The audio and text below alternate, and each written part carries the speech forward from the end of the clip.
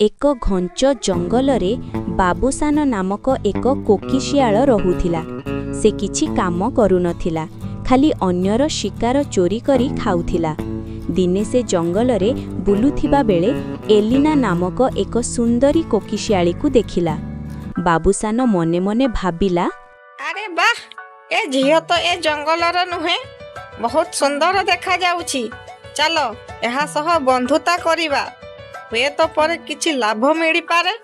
ତାପରେ ବାବୁସାନ ଏଲିନା ପାଖକୁ ଯାଇ କହିଲା, ନମସ୍କାର, ମୁଁ ବାବୁସାନ। ଆପଣ ଏଠାରେ ବାଟ ହଜାଇ ଦେଇଛନ୍ତି କି?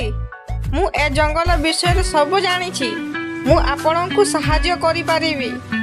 ନମସ୍କାର, ମୋ ନାଁ ଏଲିନା। ମୁଁ ମୋ ବାପାଙ୍କ ସହ ଏଠାକୁ ଆସିଛି। ଆମେ ଏଠାରେ କିଛି ଦିନ ରହିବୁ। ବହୁତ ଭଲ କଥା, ଆମେ ବନ୍ଧୁ ହୋଇପାରିବା କି?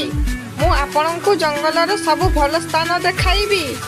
ଏଲିନା ବାବୁସାନକୁ ନେଇ ନିଜ ବାପା ଉତ୍ତମ ଭାଲୁ ପାଖକୁ ଗଲା।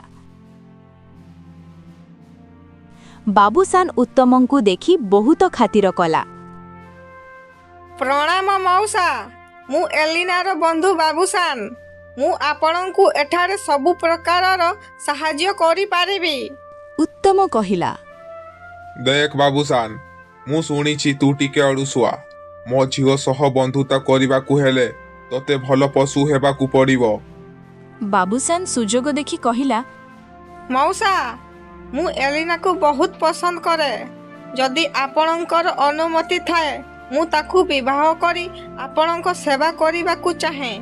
ମୁଁ ଆଉ ସେମିତି କାମଚୋର ହୋଇ ରହିନାହିଁ, ମୋର ନିଜର ଗୋଟେ ଘର ଅଛି।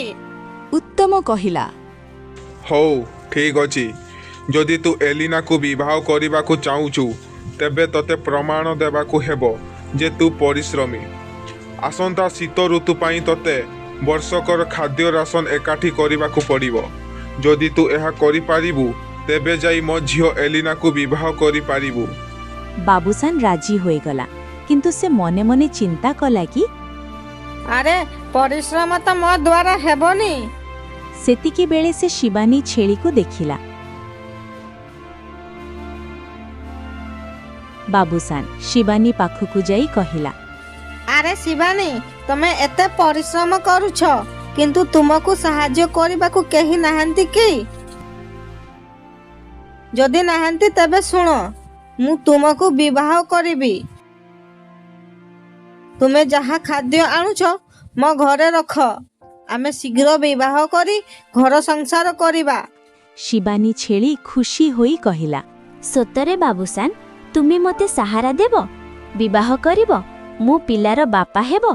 ଠିକ୍ ଅଛି, ମୁଁ ଆଜିଠୁ ସବୁ ରାସନ ତୁମ ଘରକୁ ନେଇ ଆସିବି। ଶିବାନୀ ଖାଦ୍ୟ ଜମା କରିଦେଲା ପରେ ବାବୁସାନ ଏଲିନା ଓ ଉତ୍ତମଙ୍କୁ ତା ଘରକୁ ଡାକିଲା। ଦେଖନ୍ତୁ ମଉସା, ମୁଁ ଦିନ ରାତି ଏକ କରି ଏହି ରାସନ ଜମା କରିଛି। ଏବେ ତ ମୋ ସହ ଏଲିନାର ବିବାହ କରିଦିଅନ୍ତୁ। ସେତିକି ବେଳେ ଶିବାନୀ ଛେଳି ସେଠାରେ ପହଞ୍ଚିଲା। ବାବୁସାନ, ଏମାନେ କିଏ? ଆଉ ତୁମେ ଏଲିନା ସହ ବିବାହ କଥା କ'ଣ କହୁଛ? ତୁମେ ତ ମୋତେ ବିବାହ କରିବ କହି ଏହି ସବୁ ରାସନ ଆଣିବାକୁ କହିଥିଲ। ଏଲିନା ରାଗି ଯାଇ କହିଲା, କ'ଣ ବାବୁସାନ, ତୁମେ ଶିବାନୀକୁ ବିବାହର ମିଛ ପ୍ରଲୋଭନା ଦେଖାଇ ଏହି ରାସନ ଆଣିଛ? ତୁମେ ବନ୍ଧୁତା ନାମରେ କେବଳ ଧୋକା ଦେଇଛ। ଉତ୍ତମ କହିଲା, ବାବୁସାନ, ମୁଁ ଜାଣିଥିଲି ତୁ କେବେ ବଦଳିବୁନି। ଶିବାନୀ, ଏହି ଧୋକେବାଜ ସହ ରହିବା ଅପେକ୍ଷା ଆମ ସହ ଚାଲେ। ତୁ ମୋ ଝିଅ ଭଳି ଆମ ସହ ରହିବୁ। ଉତ୍ତମ, ଏଲିନା ଏବଂ ଶିବାନୀ ବାବୁସାନକୁ ଛାଡ଼ି ଚାଲିଗଲେ।